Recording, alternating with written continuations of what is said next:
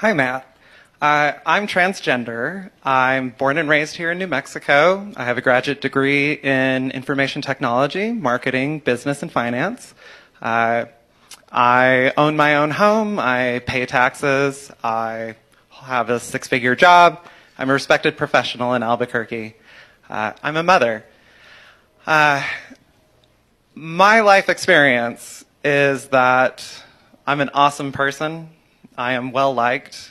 I'm responsible, and I think I'm pretty cool. You touched on something. You said something earlier that for you, when somebody calls you a man, it doesn't faze you because, like, you just know that you're a man.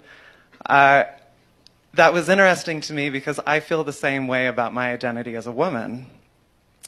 My question leading up to this, you've asserted that no one would ever see me as a woman, that nobody would ever see or could see a transgender person as a woman, and yet I have dozens of friends from diverse backgrounds, women from the reservation, a woman from Japan, several immigrant women.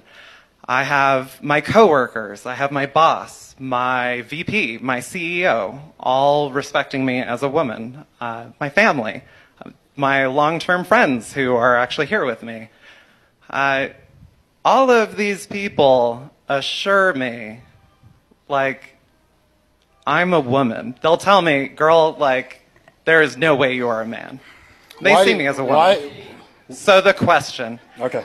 How can you assert that nobody would ever see me as a woman when my material experience tells me you're wrong? Okay. It's interesting that that's the part of my talk you chose to ask a question about, because that's not in my talk at all. I don't believe I said that no one would ever see you as a woman. I mean, it's possible, I suppose, that you could fool someone. Now, you brought this up, so I have to tell you that you brought this up. You've put your identity on the table for conversation. And so I'm going to say you wouldn't fool me at all. I mean, I see a man 100%. And I think that most people would. Now, the fact that you have people in your life who are saying to you, oh, you're totally a woman, it's exactly what I'm talking about. No one in my life has ever once said to me, you're totally a man, Matt. You know, if a friend of mine called me on the phone and said, listen, Matt, I want you to know you're really a man, I would think that there was something wrong with him. I would say, why are you saying that at all? It doesn't make any sense. So the fact that this is a conversation to begin with tells me, it only proves the point that I'm trying to make, that your identity, even in your own mind, is up for, it's something that you need to be assured of. Now, what I would like to ask you, again, because you're standing here, and so you've brought your identity on the table for discussion. So how do you know that you're a woman? It was first when I heard transgender persons describe their experience in their own words, and this was only about 2 years ago. Hearing somebody describe things, it was a woman from, like, England, describing her experience, her childhood, her teenage years, and it blew my mind to be listening to her, because it was just some podcast that I was listening to while I was, like, doing laundry. But it blew my mind to hear somebody so eloquently and precisely describe things that I had experiences that I had experienced. What did they say? Okay. So I am honestly hesitant. I know that you touched earlier about the difficulty that transgender women might have in describing their identity, but I want to state, I honestly don't feel that you would engage in this conversation in good faith. Then why are you here? Why did you stand up to talk to me if you don't want to have a conversation? You're saying that you discovered that you're a woman. I'm asking you how you did. That's a very fair question. Okay. How do you know that you're a woman? That's fine. All right. So first of all, listening to transgender people, and it was like, okay, this is a one-off, one person describing these things. Things like looking at yourself in the mirror and not recognizing yourself. Hearing compliments like, you are such an example, like a positive masculine role model. And just hearing that and being like, it feels like they're talking about somebody else.